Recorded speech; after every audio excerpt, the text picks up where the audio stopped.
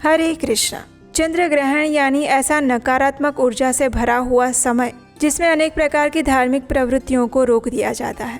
भगवान की प्रत्यक्ष पूजा अर्चना बंद कर दी जाती है और उसके साथ ही इस चंद्र ग्रहण का कुछ विशेष आध्यात्मिक महत्व भी है। और ऐसा चंद्र ग्रहण बस कुछ ही दिनों में आने वाला है। तो आइए आज के इस विशेष वीडियो में जानते हैं कि इस बार चंद्र ग्रहण कब लगेगा, किस समय से आरंभ होगा और कब पूर्ण होगा, सूतक काल का समय क्या रहेगा और चंद्र ग्रहण समाप्त होने के बाद क्या करना चाहिए। इन सभी विषयों पर आज चर्चा करेंगे।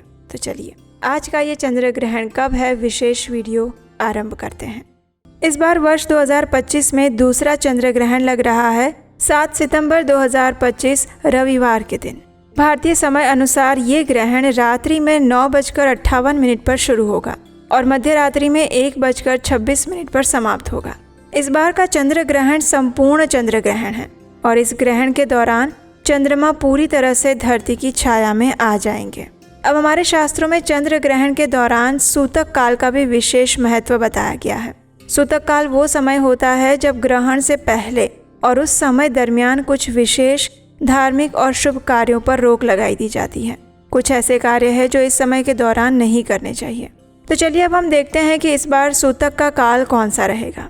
तो देखिए, चंद्र ग्रहण का सूतक काल सामान्य रूप से ग्रहण शुरू होने से 9 घंटे पहले शुरू हो जाता है और इसीलिए इस बार के चंद्र ग्रहण के लिए सूतक काल रहेगा 7 सितंबर 2025 रविवार को दोपहर में 12:58 से और ये ग्रहण की समाप्ति होने पर यानी कि रात्रि में 1:26 तक ये सूतक काल चलेगा।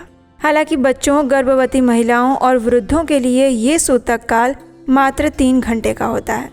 इसलिए अगर कोई व्यक्ति बीमार है, अगर कोई बच्चे हैं या फिर वृद्ध हैं तो उनके लिए ये सूतक काल रहेगा शाम को 6:36 से और पूरा होगा ग्रहण समाप्त होने के बाद यानी कि मध्य रात्रि में 1:26 पर। तो इस प्रकार से बच्चे, वृद्ध और बीमार लोगों के लिए और गर्भवती महिलाओं के लिए सूतक काल में पालनीय नियम, जिसमें हम भोजन नहीं लेते हैं, पानी नहीं लेते हैं इत्यादि, सिर्फ 3 घंटे के लिए रहेंगे। बाकी सभी मनुष्यों के लिए ये सूतक काल दोपहर में 12:58 से शुरू हो जाएगा।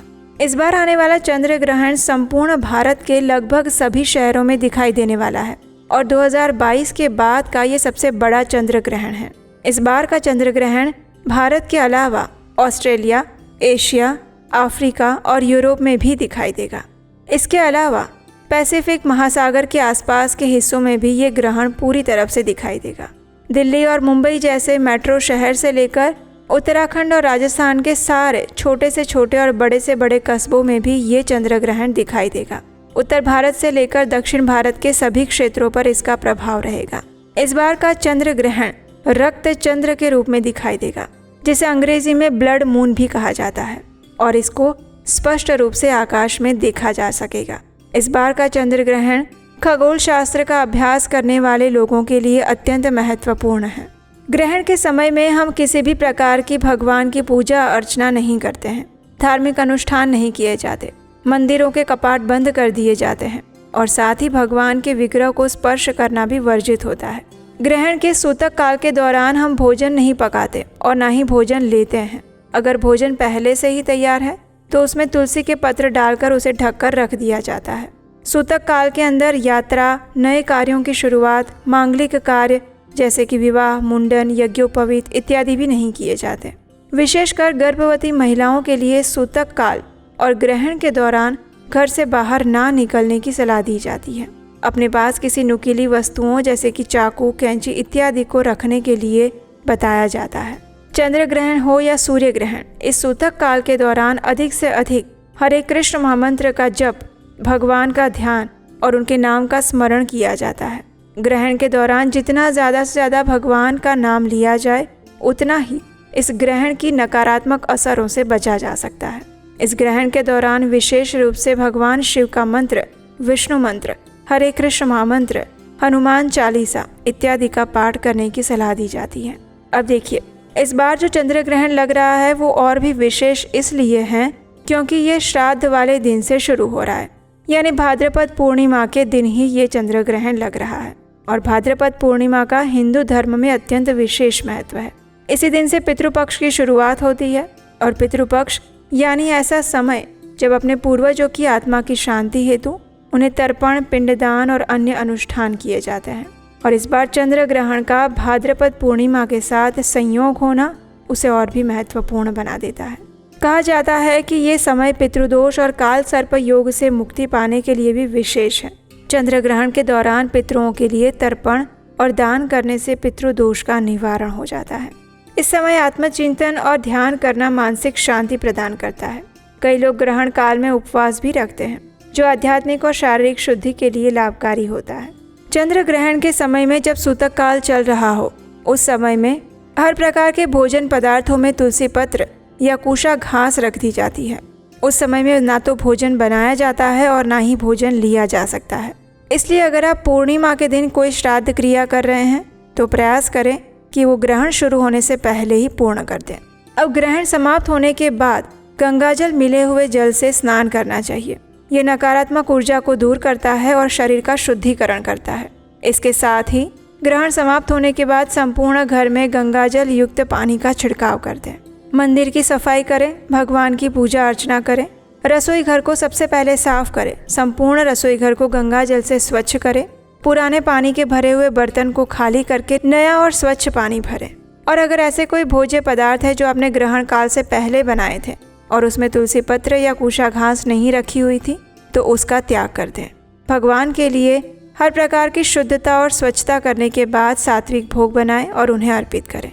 अब देखिए, इस बार का चंद्र ग्रहण मध्य रात्रि में समाप्त हो रहा है, यानी कि रात को 1:26 पर। इसलिए ऐसे समय में आपको भगवान की पूजा करने का अवसर नहीं मिलेगा।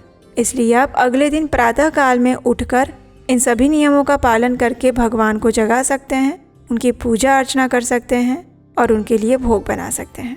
ग्रहण के दौरान सूतक काल में अधिक से अधिक हरे कृष्ण महामंत्र का जप करना चाहिए, भगवान की कथाओं का श्रवण करना चाहिए और अनावश्यक किसी भी प्रकार की वाद विवाद, बातचीत, चर्चाओं में नहीं पड़ना चाहिए। ग्रहण का काल दान देने के लिए शुभ बताया गया है, इसलिए आप किसी भी योग्य स्थान पर ग्रहण के दौरान दान दे सकते हैं। चंद्र ग्रहण को लेकर बहुत सारे लोग अक्सर ये पूछते हैं कि गर्भवती महिलाओं को चंद्र ग्रहण में सूतक काल का पालन कैसे करना चाहिए और इस समय में विशेष क्या सावधानियां रखनी चाहिए। तो देखिए, चंद्र ग्रहण का समय अत्यंत नकारात्मक ऊर्जा से भरा हुआ होता है। हालांकि आध्यात्मिक दृष्टि से और कुछ दृष्टि से ये मंगलकारी भी माना गया है, जैसे कि पितरों को तर्पण करने के लिए, दान देने के लिए ये समय सबसे श्रेष्ठ बताया जाता है। लेकिन गर्भवती महिला अपने गर्भ में आने वाले शिशु को धारण करती है और ग्रहण जैसी घटनाओं का नकारात्मक प्रभाव आपके आने वाले शिशु पर सीधा पड़ सकता है। इसलिए कुछ बातों का विशेष ध्यान रखें। सबसे पहला तो ये, इस समय के दौरान अगर संभव है तो घर से बाहर बिल्कुल ना निकलें। अपने शरीर पर या गर्भ के ऊपर आप कुशा घास रख सकते हैं और भगवान श्री विष्णु से प्रार्थना कर सकते हैं कि इस ग्रहण काल के दौरान वो आपके शिशु की रक्षा करें। इसके अलावा आप अपने पास में कोई नुकीली चीज़ या लोहे के बने हुए पदार्थ रख सकते हैं। इस समय के दौरान सबसे महत्वपूर्ण कार्य जो आपको करना है वो है भगवान नरसिम्हा देव के नरसिम्हा कवच का पाठ करना। इस ग्रहण के दौरान नरसिम्हा कवच का पाठ कर सकते हैं और विशेषकर इस समय के दौरान अधिक से अधिक अपनी चेतना को भगवान के ऊपर केंद्रित करने का प्रयास करें। अनावश्यक चर्चाएं ना करें, टीवी, मोबाइल, मूवीज़ इत्यादि ना देखें। संभव है तो ज़्यादा से ज़्यादा हरि कथा का श्रवण करें, भगवत गीता, भागवतम जैसे ग्रंथों का अध्ययन करें। और अगर आपको लगता है कि विश्राम करने की आवश्यकता है तो आप सावधानी पूर्वक भगवान का नाम जप करते हुए विश्राम कर सकते हैं। और अगर बहुत ज़्यादा आवश्यकता नहीं है तो इस समय में भोजन भी नहीं लेना चाहिए। अगर आप भोजन लेना चाहते हैं तो शाम को 6:38 से पहले ही ले लें।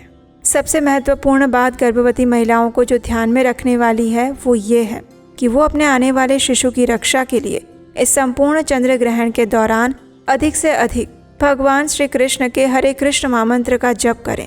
अपने मन मस्तिष्क में सदैव प्रार्थना का भाव रखें, भगवान को पुकारें, उनकी लीलाओं को सुनें और अपने मन और चेतना को उन्हीं के अंदर केंद्रित करके रखें।